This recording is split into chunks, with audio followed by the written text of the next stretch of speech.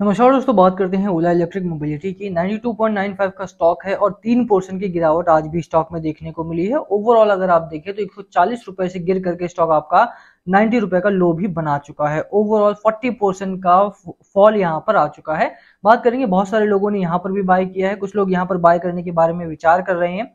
क्या टारगेट लेकर के चलना है, क्योंकि टारगेट भी बड़े हैं, उसके बावजूद भी गिरावट हो रही है। खबरें क्या आ रही हैं ओला से रिलेटेड, क्या प्रॉब्लम्स है, क्या सॉल्यूशंस है, क्या यहाँ पे निवेश करते हैं तो कितना लंबा समय रुकना पड़ेगा और कब तक आपको अच्छा खासा टारगेट यहाँ पर मिलेगा, बात करेंगे इस बारे में। चलिए शुरू करते हैं इस वीडियो को।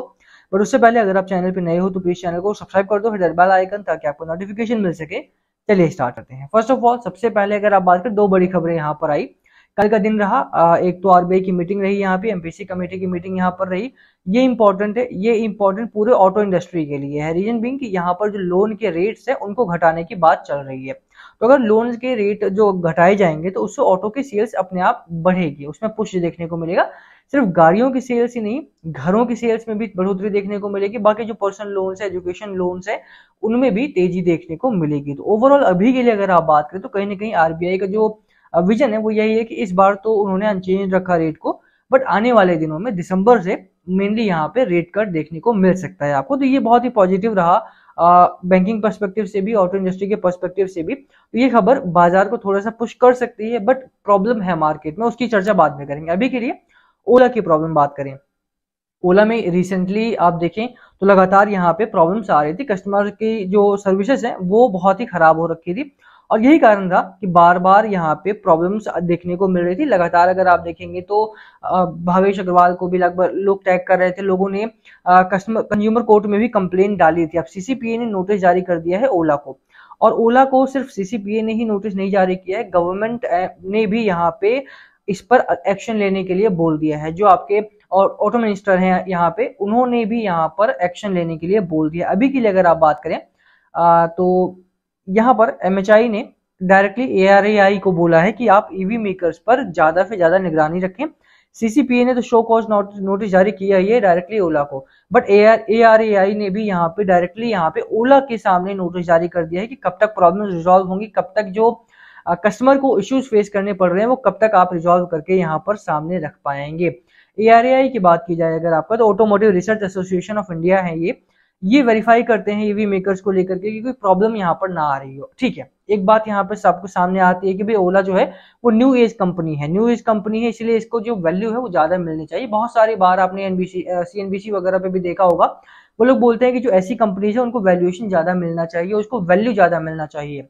बाहर का इलॉन मस्क ये काम करता है तो हम लोग इतनी वैल्यू करते हैं, घर के अगर भावेश अग्रवाल करते हैं तो हम उसको क्रिटिसाइज करते हैं बहुत ज्यादा। बट प्रॉब्लम आप देखो ना कि 10,000 कंप्लेन से ज्यादा तो कंज्यूमर कोर्ट में जा चुकी हैं सिर्फ सितंबर महीने में। सितंबर और अगस्त में अगर आप बात करो तो 10,000 कंप्लेन से ज्यादा यहाँ पे लोगों ने कंप्लेन डाली कंज्यूमर कोर्ट में। आप सोचिए कि एक व्यक्ति कंज्यूमर केस कब डालता है। इतनी ज्यादा प्रॉब्लम्स के बाद अगर वो थोड़ा बहुत भी नोटिस कर रहे होते, जो उनका टिकट साइज है वो थोड़ा सा भी फास्टर होता, तो यहाँ पर शायद ये केस करने की नौबत नहीं आती। बट 10,000 अगर केस यहाँ पर किए जा रहे हैं इन 2 मंथ पीरियड, तो ये बहुत ही सीरियस पॉइंट ऑफ व्यू हो जाता है। अगर आप इलॉन मस्क से कंपैरिजन कर रहे हैं, बहुत सारे लोगों ने कंपेयर किया इलॉन मस्क से, भवेश अग्रवाल खुद को कंपेयर करते हैं इलॉन मस्क से, बट आई वुड से किसी की देखिए कंपैरिजन बहुत ही वेग है, कंपैरिजन बहुत ही बेकार है आपका। आप इलॉन मस्क से जब कंपैरिजन करते हो तो आपको समझना पड़ेगा कि वहां की सर्विसेज भी बहुत अच्छी हैं। ओला की services on the other hand आप देखें बहुत खराब है। सीसीपीए ने नोटिस जारी किया, उसके बाद गवर्नमेंट ने नोटिस जारी कर दिया यहाँ पे। और अभी अगली अगर आप बात करें तो गोयनका साहब ने भी यहाँ पे बहुत बड़ा बाइट यहाँ पर लिया है। तो ओवरऑल अगर आप देखें तो ओला के केस में प्रॉब्लम्स काफी सारी हैं और वो लगातार बढ़ रही हैं। ओला के पास एक अच्छी खबर ये है कि ऑटो इन्हें लॉन्च करना है, यानी 3 पहिया जो व्हीकल होता है वो लॉन्च करना है, साथ में ये बाइक लॉन्च करने के बारे में विचार कर रहे हैं। बट ये दोनों ही चीजें तभी लॉन्च हो सकती हैं जब आने वाले दिनों में ये जो 10,000 केसेस 2 महीने में आ रहे हैं ये रिजॉल्व हो। अदरवाइज इसका कोई मतलब नहीं बनता। आप ऑटो भी लॉन्च कर दोगे, आप बाइक भी लॉन्च कर दोगे, बट खरीदेगा कौन? जो कंज्यूमर बेस है आपका, उसके बीच आपकी जो वैल्यूएशन है, उसके बीच जो आपकी इमेज है वो बहुत खराब हो चुकी है। ऐसे में कोई भी नया प्रोडक्ट यहाँ पर उतारना बहुत ही बेवकूफी वाली बात होगी, क्योंकि फिर वो उसकी सेल नहीं आएगी और फिर वो आपका जो पूरा का पूरा यूएसपी है वो बेकार जाएगा। तो यहाँ पे प्रॉब्लम्स है, इसी वजह से यहाँ पर अगर आप देखें तो लगातार स्टॉक में गिरावट देखने को मिल रही है। अच्छी बातें भी है, उसके बारे में भी चर्चा करूंगा मैं यहाँ पे। ठीक है, तो अभी के लिए अगर आप बात करें 1500 करोड़ के आसपास का अगर आप देखेंगे तो कंपनी के फाइनेंशियली की मैं बात कर रहा हूँ, फाइनेंशियल्स की अगर आप देखेंगे तो फाइनेंशियली कंपनी ठीक ठाक काम कर रही है। 1300% के आसपास का नेगेटिव मार्जिन है, 28 करोड़ का रेवेन्यू है, 1500 करोड़ के आसपास का लॉस है और 5000 करोड़ के आसपास का डेट कंपनी के ऊपर है। तो डेट कंपनी के ऊपर बहुत है और उस पर इस तरह के सीईओ का बयान आना, इतना एरोगेंट होना, ये कंपनी को थोड़ा सा और नीचे की तरफ लेकर के जा रहा है। अभी के लिए जिन लोगों ने खरीदारी करके रखा है उनके लिए क्या करना चाहिए और जो लोग खरीदारी करने के बारे में सोच रहे हैं उनको क्या करना चाहिए, उसकी बात करते हैं। देखिए, पहली बात, अगर आपने बाय कर रखा है, मैंने बाय कर रखा है, आई वुड से कि मैंने बाय कर रखा है, तो आप उस वीडियो को थोड़ा सा उस नजरिए से ही देखेंगे तो ज्यादा बेहतर रहेगा। न्यू एज कंपनी है। जोमेटो भी मेरे पोर्टफोलियो में है 80 रुपए के करीब से। 80 रुपीज पे मैंने बाय किया था, वो नीचे जा रहा था तो मैं यहाँ पे 60 पर भी बाय करता, पर मुझे लगा और कितना नीचे करेगा, फिर ऊपर जाने लगा तो टाइम नहीं मिला, मौका नहीं लगा। मुझे लगा दोबारा गिरेगा तो दोबारा बाय करेंगे। ओला के साथ सेम हुआ, आईपीओ मुझे नहीं मिला, तो उसके बाद जब 20% का अपर सर्किट लग रहा था, I did not by that, क्योंकि उतना उस तेजी से, जिस तेजी से बढ़ा था उस तेजी में मैं एंटर नहीं करना चाह रहा था, इसी वजह से मैंने तब भी बाय नहीं किया। I bought at around 115 rupees, 115 rupees के आसपास का मेरा प्राइस यहाँ पर है।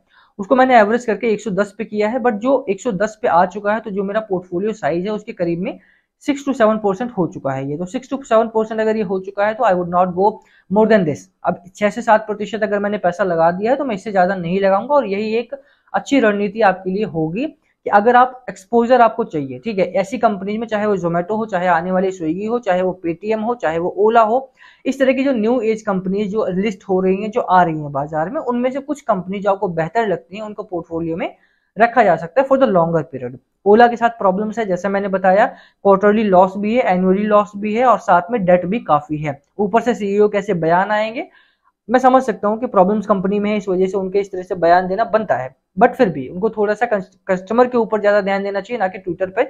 अभी के लिए करना क्या है, लोअर एंड पर जो 76-75 रुपीज के आसपास का लिस्टिंग प्राइस है, उससे अगर नीचे जाता है तो कंपनी के लिए प्रॉब्लम्स आएंगी।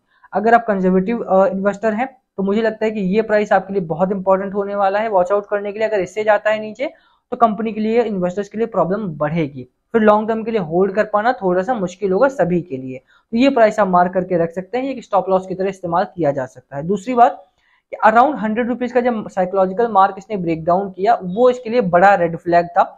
वहां से नीचे आने के बाद अब यहाँ पर बायर्स थोड़े से कम आ रहे हैं। अगर आप इसका वॉल्यूम आज का भी देखेंगे तो आज का वॉल्यूम भी इसका बहुत कम रहा है कंपेयर टू प्रीवियस वॉल्यूम्स।